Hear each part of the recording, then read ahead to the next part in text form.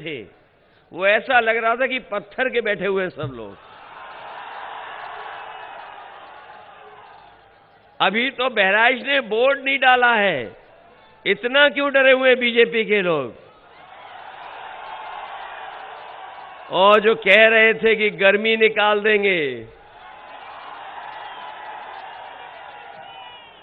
जो कह रहे थे गर्मी निकाल देंगे, वो पहले दूसरे चरण में ही ठंडे पड़ गए हैं।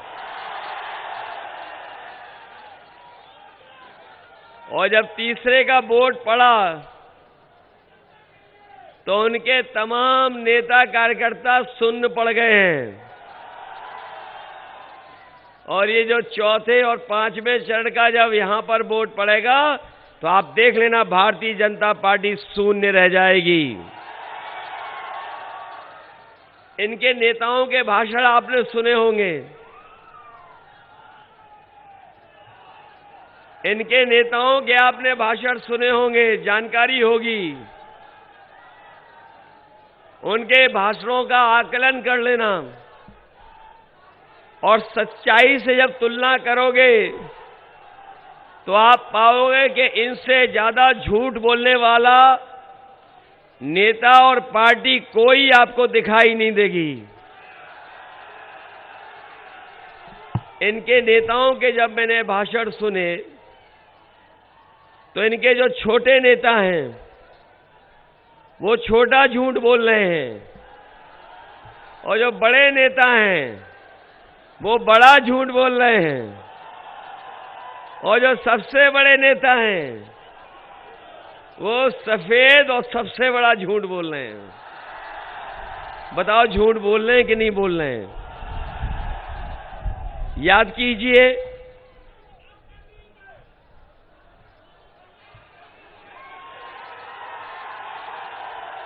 ये लगता है बहराइच के लोग पहले से ही जानते हैं कि बीजेपी के लोग झूठ बोलते हैं।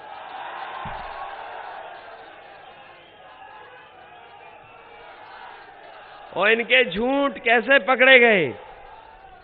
हमारे किसान भाइयों, यहां बड़ी संख्या में लोग हमारे किसान भाई हैं और किसान भाई के परिवार के हमारे नौजवान दिखाई दे रहे हैं। बताओ, भारतीय जनता पार्टी ने कहा था कि नहीं कहा था कि इनकी आय दोगुनी हो जाएगी किसान की? आज हिसाब किताब लगा लो, आज हिसाब किताब लगा लो आप। बताओ, आपकी आय दोगुनी हो गई कि नहीं हो गई? और आपका जब धान खरीदा गया होगा तो धान में सरकार में लूट हो गई कि नहीं हो गई? आप खाद लेने गए तो क्या खाद मिल गई आपको? और डीएपी जब लेने गए, क्या डीएपी आपको मिल गई? और इन्होंने ही कहा था, अगर आपको याद हो, कि हवाई चप्पल पहनने वाला हवाई जहाज में चलेगा। जब से डीजल पेट्रोल महंगा हुआ है, हमारे गरीब की गाड़ी और नौजवानों की मोटरसाइकिल नहीं चल पा रही है। बताओ, डीजल पेट्रोल महंगा हो गया कि नहीं हो गया? और आज पेट्रोल 100 पार हो गया कि नहीं हो गया? याद रखना, ये दोबारा आ गए तो पेट्रोल 200 रुपए बिकेगा, 200 रुपए लीटर। जो लोग कहते थे कि हवाई चप्पल वाले हवाई जहाज में चलेंगे, जैसे ही सरकार में आए तो हवाई जहाज बेच दिया कि नहीं बेच दिया? हवाई जहाज जहां खड़े होते हैं, हवाई अड्डे बिक गए कि नहीं बिक गए? जो पानी के जहाज थे वो बिक गए, और पानी का जहाज जहां खड़ा होता है वो बंदरगाह बेच दिया। रेलगाड़ी बेच रहे हैं, और रेलगाड़ी जहां खड़ी होती है, पता कर लेना, रेलवे स्टेशन और सब कीमती जमीन इस सरकार के लोगों ने बेच दिया। हमारे पिछड़े भाइयों, हमारे दलित भाइयों, और यहां पर जितने हमारे लोग उपस्थित हैं, बताओ, वो कहावत जानते हो कि नहीं जानते हो कि न रहेगा बांस इसीलिए बेच रहे हैं। जब बिक जाएगा सब तो बताओ नौकरी मिलेगी कि नहीं मिलेगी? और जो बाबा साहब भीमराव अम्बेडकर जी ने जो हमें संविधान में अधिकार दिए हैं, वो कहां चले जाएंगे अधिकार? उनसे हमें नौकरी और रोजगार नहीं मिलने वाला। इसलिए लगातार ये चीजें बेच रहे हैं। और सरकार की जितनी बड़ी कंपनियां थीं जो हमारे और पैसे से और आपके पैसे से बनी थीं, वो सब बेचने का काम हो रहा है। और इधर आपने अखबार में पढ़ा होगा कि एक उद्योगपति 28 बैंकों का पैसा लेके भाग गया। पढ़ा अखबार में कि नहीं पढ़ा? हम और आप लोग अगर पैसा लेने चले जाए बैंक में तो पहले तो बैंक पैसा नहीं देती, और अगर पैसा हमें मिल भी जाए, अगर हम एक भी किस्त ना दे पाए तो बताओ हमारी जमीन, मकान और नोटिस आ जाता है कि नहीं आ जाता है? और बताइए 28 बैंकों का पैसा 22,000 करोड़ से ज्यादा लेकर के भाग गया। सरकार को पता ही नहीं है कहां चला गया। और याद कीजिए, पहला उद्योगपति नहीं भागा है, इससे पहले भी उद्योगपति भागा। और बताइए ये जो उद्योगपति भागा है वो कहां का है? ये जो उद्योगपति भागा वो कहां का है? और इससे पहले जो भागे वो कहां के हैं? तो बताओ इनसे बचाओगे उत्तर प्रदेश को कि नहीं बचाओगे? जो लोग कह रहे थे खाता खुलवा दिए हैं, जो लोग कह रहे खाता खुलवाया है, आप बताइए कि गरीबों की जेब से पैसा निकाल करके अमीरों की तिजोरी भर रहे हैं कि नहीं भर रहे हैं? आपका डीजल महंगा, पेट्रोल महंगा, और जब आपने खाद की बोरी देखी होगी तो 5 किलो की चोरी हो गई कि नहीं हो गई?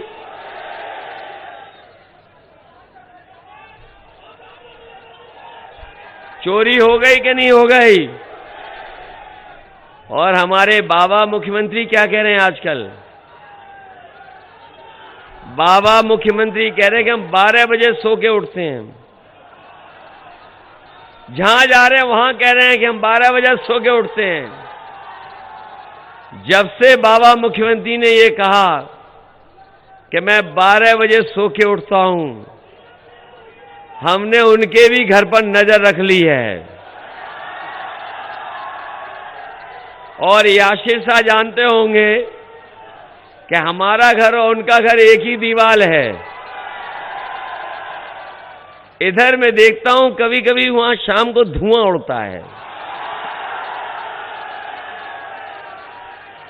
और अभी कुछ दिन पहले कुछ पुताई वाले लोग जा रहे थे, मैंने पुताई वालों को रोक लिया, कहां जा रहे हो? तो बोले कि हम मुख्यमंत्री आवास में जा रहे हैं। तब पता लगा कि ये पुताई वाले इसलिए जा रहे थे कि जो धुएं के धब्बे लगे उनको पोतने जा रहे थे।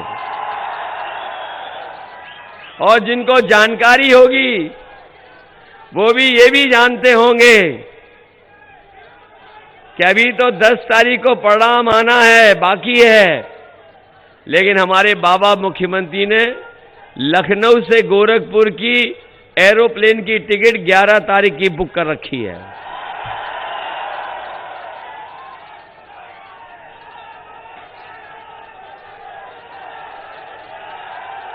कल मैं भाषण सुन रहा था उनका भाषण सुन रहा था मैं। उन्होंने कहा कि हमने 1 करोड़ स्मार्टफोन बांटने की स्कीम चलाई है। ये जो नौजवानों के हाथ में हमें दिखाई दे रहे हैं और आप लोगों के हाथ में जो स्मार्टफोन दिखाई दे रहे हैं, कहीं बाबा मुख्यमंत्री ने तो नहीं दिए? वो तो कह रहे 1 करोड़ बांट दिए हमने। वो कह रहे थे लैपटॉप भी दे दिया हमने। और बाबा मुख्यमंत्री इसलिए नहीं दे रहे हैं कि वो खुद नहीं चलाना जानते हैं। अभी आपने उनकी तस्वीर देखी होगी, कि खुद पूरब देख रहे हैं, जनता पश्चिम देख रही है। तो तब पता लगा जाकर के कि लैपटॉप के साथ साथ स्मार्टफोन भी नहीं चला पाते। जो लोग आज के जमाने में लैपटॉप स्मार्टफोन को चलाना नहीं जानते हैं, वो सोचो इसके महत्व को क्या समझेंगे कि आज के समय की कितनी जरूरत की चीज है। और यही नहीं, आपको याद होगा ये लोग पहले डोर टू डोर प्रचार कर रहे थे, घर घर जाके प्रचार कर रहे थे। जब से घरों में लोगों ने इन्हें लाल वाला सिलेंडर दिखा दिया है, ये अब घर घर जाके प्रचार नहीं कर पा रहे, दूर से ही प्रचार कर रहे हैं अब। और एक तो नेता उनके ऐसे हैं कि थूक लगा करके पर्चा बांट रहे थे। और अभी उनका एक लैपटॉप वाला जो स्टेटमेंट है, हर आदमी सुन रहा है, लोटपोट हो जा रहा है जो सुन रहा है।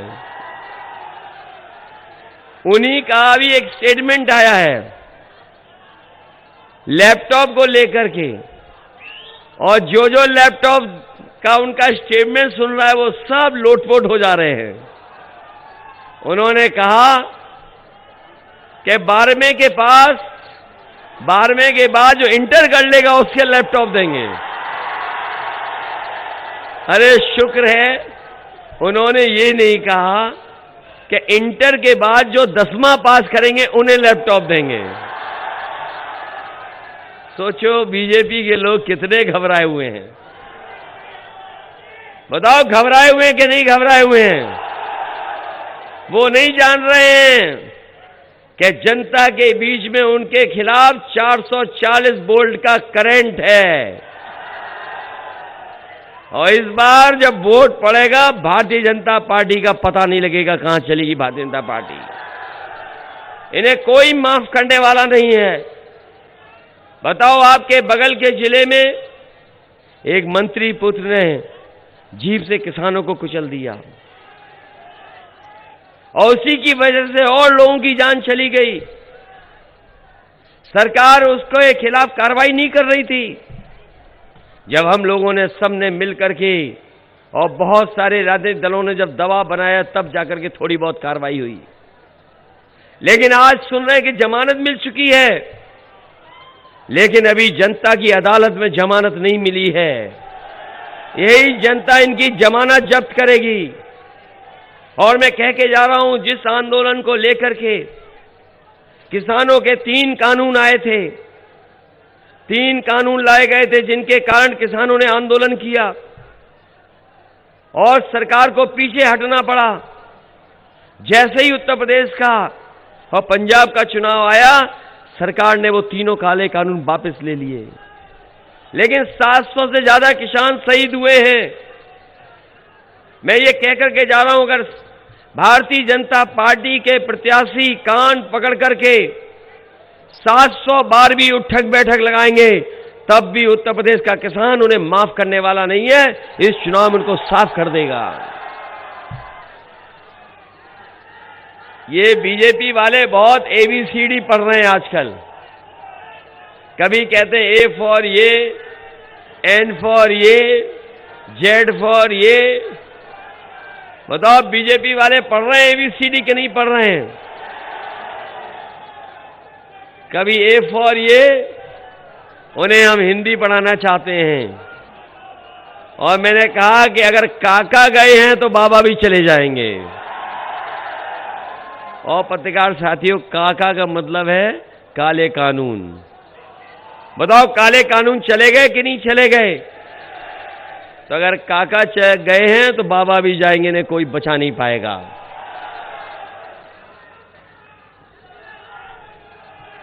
यहां पर खेतों की रखवाली करनी पड़ रही कि नहीं करनी पड़ रही है?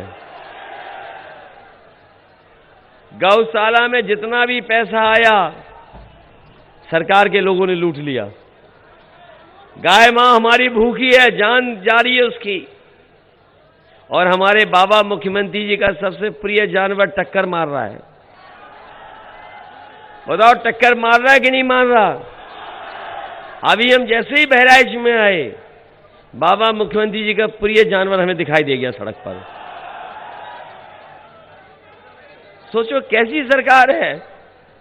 इसलिए हम आपसे निवेदन करने आए हैं कि ये चुनाव बहुत महत्वपूर्ण चुनाव है।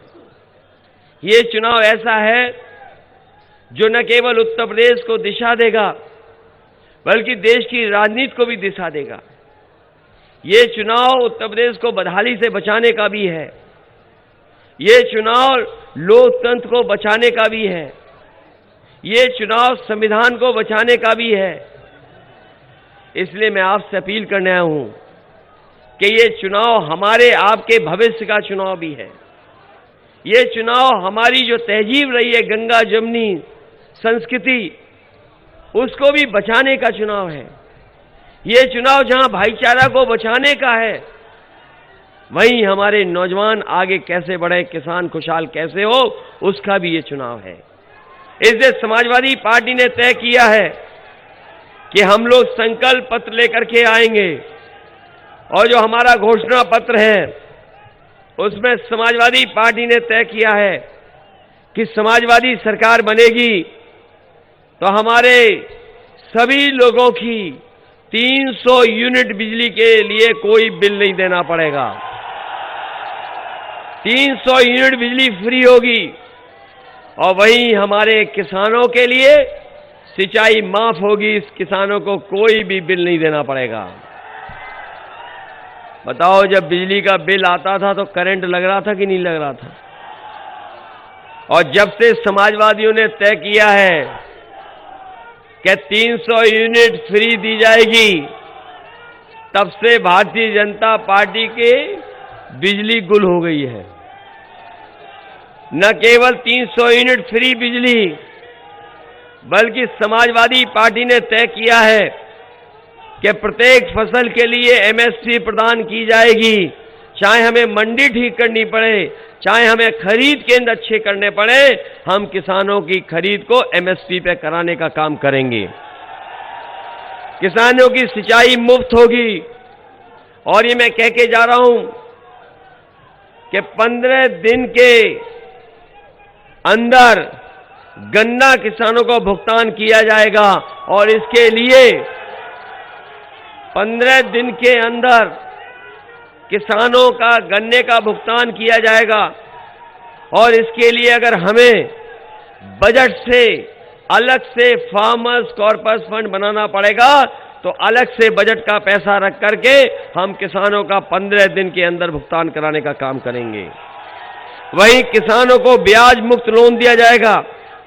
हमारे बहुत सारे रिटायर्ड कर्मचारी हैं और कर्मचारियों की मांग रही कि पुरानी पेंशन बहाल होनी चाहिए। समाजवादी पार्टी ने तय किया है कि आने वाले समय में समाजवादी सरकार बनेगी तो पूरी की पूरी पुरानी पेंशन बहाल करने का काम समाजवादी सरकार में होगा।